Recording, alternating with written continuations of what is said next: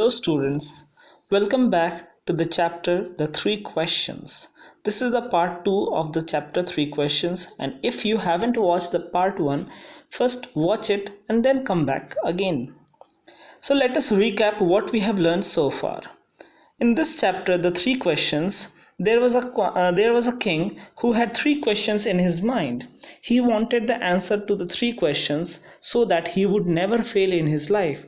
The three questions which haunted his mind were: first, what is the right time to do anything? Second question, whom should he listen to? Which are the best people he should listen to? Third question, what is the most important thing for him to do? So he said this, that go and find out the answers. Whosoever will bring out the answers to these three questions will be awarded a large sum of money. So a lot of wise men came to his court and they gave their answers, but unfortunately none of the answers were satisfactory to the king. So king instead thought that he should go to a wise hermit who was living in the jungle. So he went in ordinary clothes to meet the wise hermit. When he met the wise hermit was digging the ground, and the king approached him and he said that, "Oh wise hermit, I have come to ask you the answers of these three questions." And then he reiterated the three questions, but the hermit did not give any answers to the question. So the king said that, "Let me help you with this digging." He took the spade and he started digging, and the hermit rested. As you can see in the picture, the hermit is kind of old man and he was tired digging the ground, and the king approached him and took the spade to dig the ground. Let's continue. When the king had dug two beds, he stopped and repeated his question. The hermit gave no answer but stood up, stretching out his hand for the spade, and said, "Now you rest, let me work." So what happened, that the king had dug two rows of the ground and he stopped and repeated the question for the answer.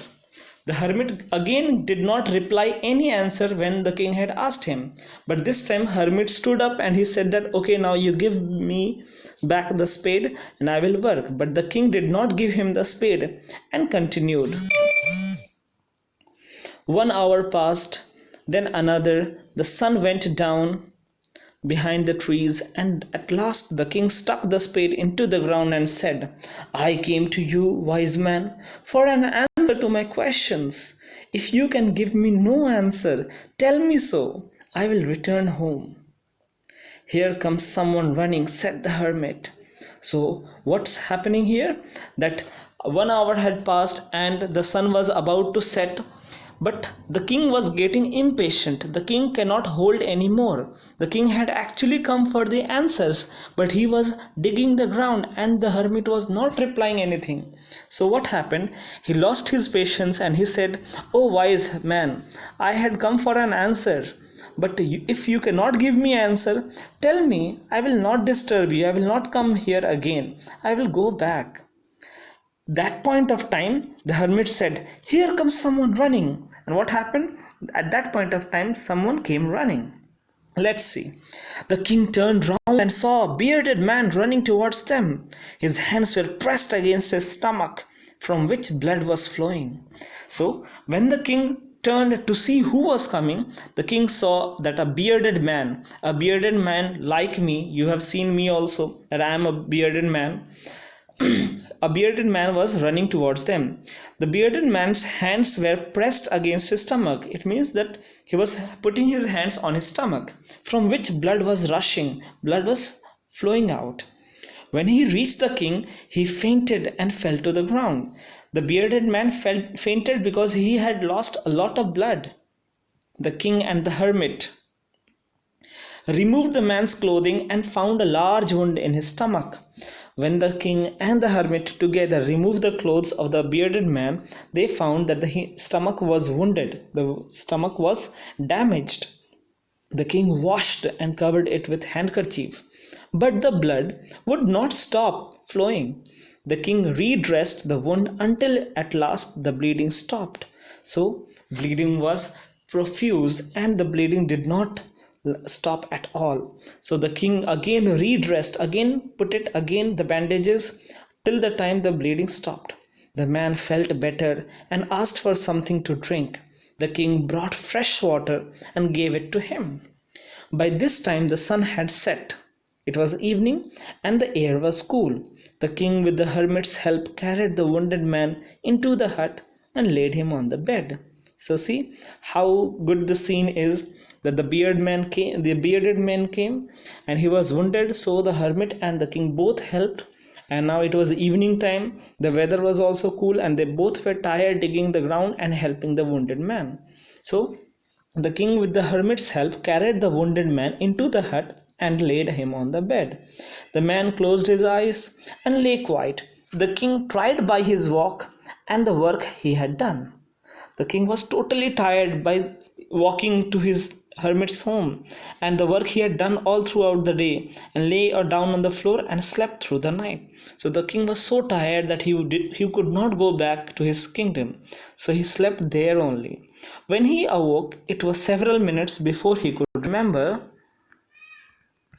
You can see in the picture also that there was a bearded man, but his beards are shorter than mine. Mine are quite long. But I'm not injured, I'm just teaching you right now. Okay, so you see that the king is dressing the wounds and the hermit is helping with different clothes. So let's see what is next. Sorry for the disturbance.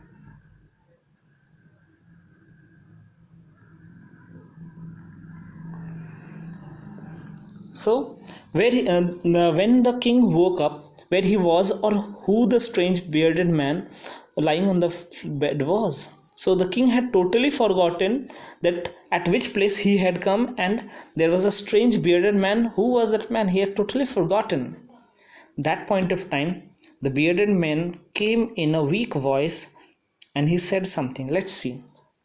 "Forgive me," said the bearded man in a weak voice, when he saw that the king was awake. The king said, "I do not know you, and you have nothing to forgive you for. You do not know me, but I know you.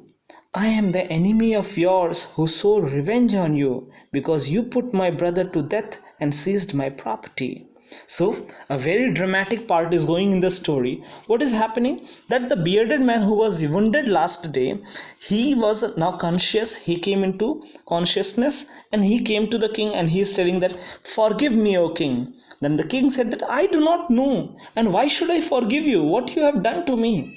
Then the bearded man said, "You do not know me, but I know you. I am that enemy of yours who swore revenge on you. That I am that kind of enemy who has taken a promise that I will take revenge from you." Because the king had put the brother of that bearded man to death and took all the property of the bearded man.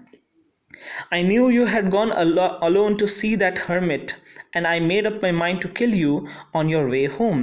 So what is the bearded man telling? That the bearded man knew that the king had gone to see the hermit alone. So he has thought that when he will return back from the hermit's home, he is going to kill.